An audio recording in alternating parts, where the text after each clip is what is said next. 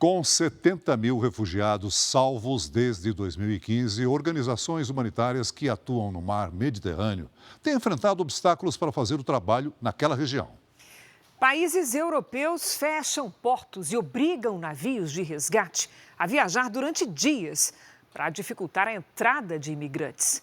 São pessoas que fogem da miséria, da violência e normalmente do Oriente Médio e da África.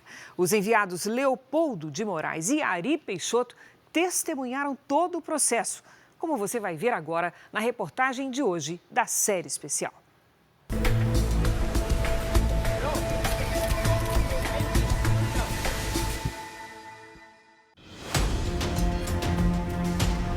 O Geo Barents rasga as águas do Mediterrâneo a uma velocidade média de 13 nós, pouco mais de 24 quilômetros por hora. Com 77 metros de comprimento por 21 de largura, ele já esteve no Brasil, quando ainda era um navio de pesquisa sísmica, uma atividade que busca prováveis reservas de petróleo e gás natural. Hoje, adaptado para busca e salvamento, com hospital, maternidade, sala de observação e 1 tonelada de medicamentos, busca sobreviventes que se arriscam em pequenos botes pelo Mediterrâneo Central. Na sofisticada e tecnológica ponte de comando, o norueguês Willy Paulsen é o responsável pela operação do navio. Durante boa parte da carreira, Paulsen comandou cargueiros pela costa da Noruega.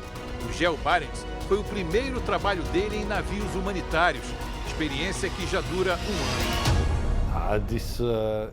É uma sensação especial quando você está resgatando pessoas. É diferente.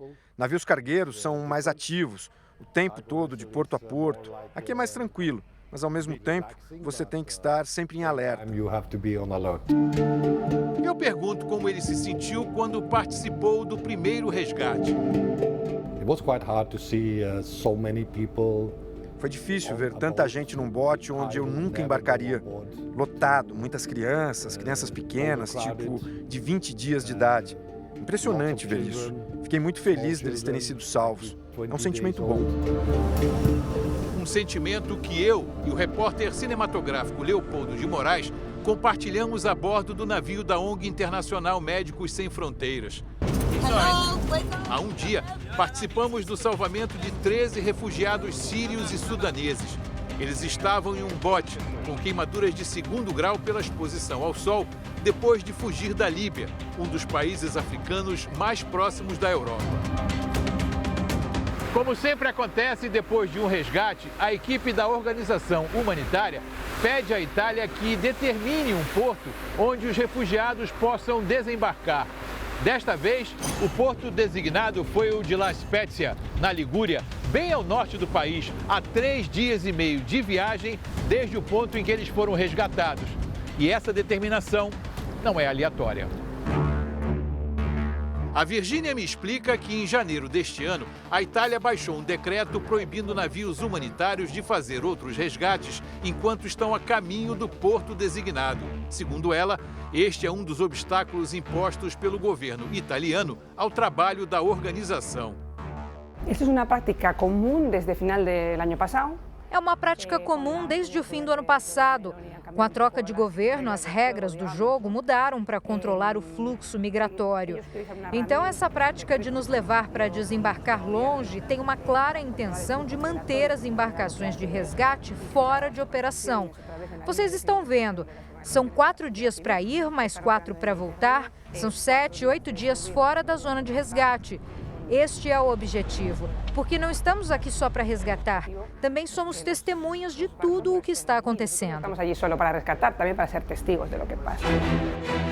Por causa disso, o MSF e outras 4 ONGs encaminharam à Comissão Europeia uma denúncia contra a lei italiana que dificulta resgates no mar.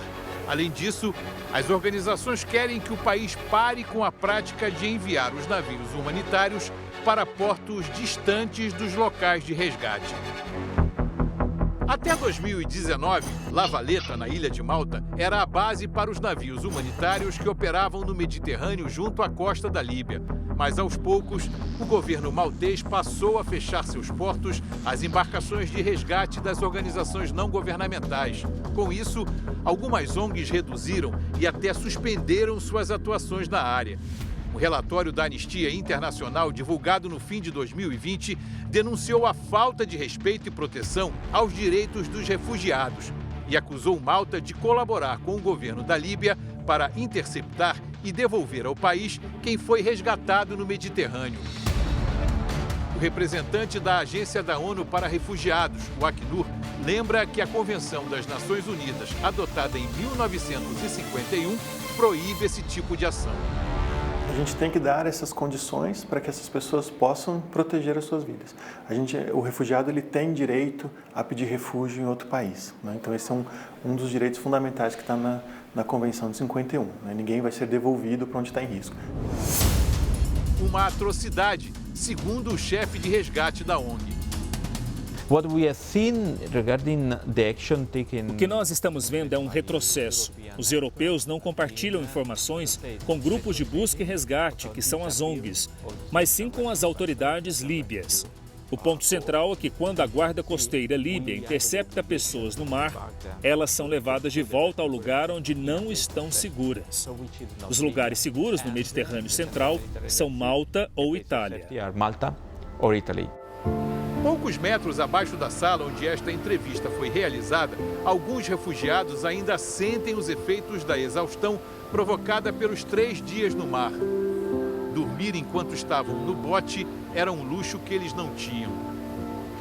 Outros retomam tarefas e atividades simples, como a lavagem de roupas e sapatos, o corte de cabelo, um trato na barba. O momento da oração é sagrado. O rapaz põe em dia uma espécie de diário, onde certamente contará a amigos e parentes a história que acaba de viver. Os maus momentos durante a travessia, o medo da morte e o alívio de estar na estatística dos sobreviventes e não na lista dos mortos ou desaparecidos. No fundo, todos eles sabem que ali, naquele momento, o mar, que quase foi túmulo, agora é a estrada que leva a uma nova vida. Amanhã, como é o dia a dia da equipe da organização humanitária responsável pelo resgate de milhares de pessoas no mar.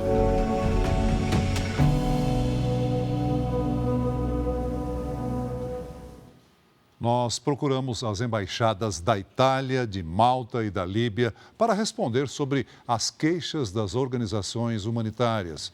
O país africano foi o único que respondeu.